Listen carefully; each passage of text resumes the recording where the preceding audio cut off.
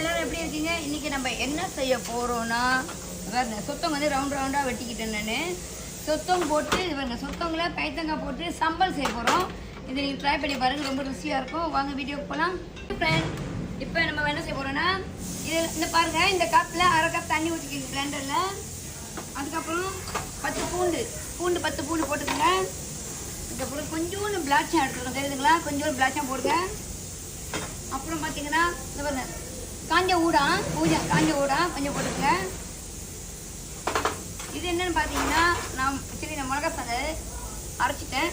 நீங்கள் பாருங்க உங்கள் கைக்கு இவ்வளோ மிளகா சந்தை எடுத்து பட்டை மிளகாய் எடுத்து இதிலே போட்டுக்கலாம். இல்லைன்னா அரைச்சி விளாண்டு இருந்தாலும் நீங்கள் இப்படி ஊற்றிக்கலாம். அதில் ஊற்றிட்டு நீங்கள் மறுபடியும் பிளெண்டர் பண்ணணும். நீங்கள் பிளெண்டர் பண்ணி எடுத்து வந்துடுங்க.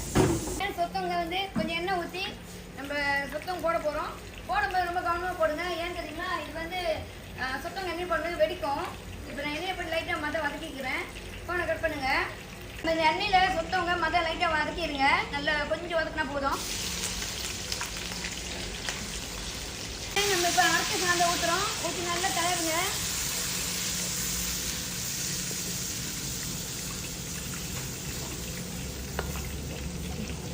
இப்போ பார்த்தீங்கன்னா சொத்தம் கொஞ்சம் வந்துருச்சு. கொஞ்சம் பட்டை மிளகாய் தூள் போடுங்க. பாபாஸ் பட்டை மிளகாய் தூள் இந்த கரண்டியில் நிறைய ஒரு கரண்டி போடுங்க. இது வந்து 1 கிலோ சொத்தம். இது பாருங்க சம்பல் வந்து ரெடி. இப்போ வந்து பைத்தங்காய் நல்லா இந்த ஸ்டைலில் வெட்டிக்குங்க.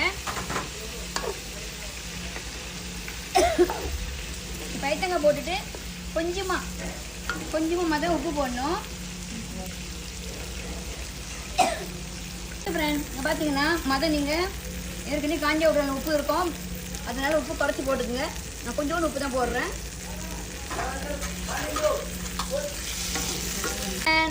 பைத்தங்காவும் வெந்துருச்சு. ரொம்ப வேக வைக்காதீங்க, பைத்தங்காய் நல்லா இருக்காது. சாஸ்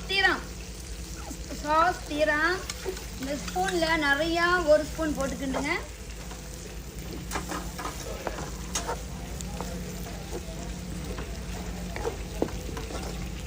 ஓகே ஃப்ரெண்ட்ஸ், சொத்தம் நல்லா வந்துருச்சு, பைத்தங்காய் வந்துருச்சு. இப்போ நம்ம கொஞ்சோண்டு மல்லித்தூள் போடலாம், நல்ல வாசனையாக இருக்கும். போட்டு நீங்கள் இறக்கிடலாம். பைத்தங்காய் போட்ட சொத்தம் சாம்பார் ரெடி. நீங்கள் ட்ரை பண்ணி பாருங்கள் வீட்டில், ரொம்ப ருசியாக இருக்கும். நன்றி. ராஜேஷ் இப்போ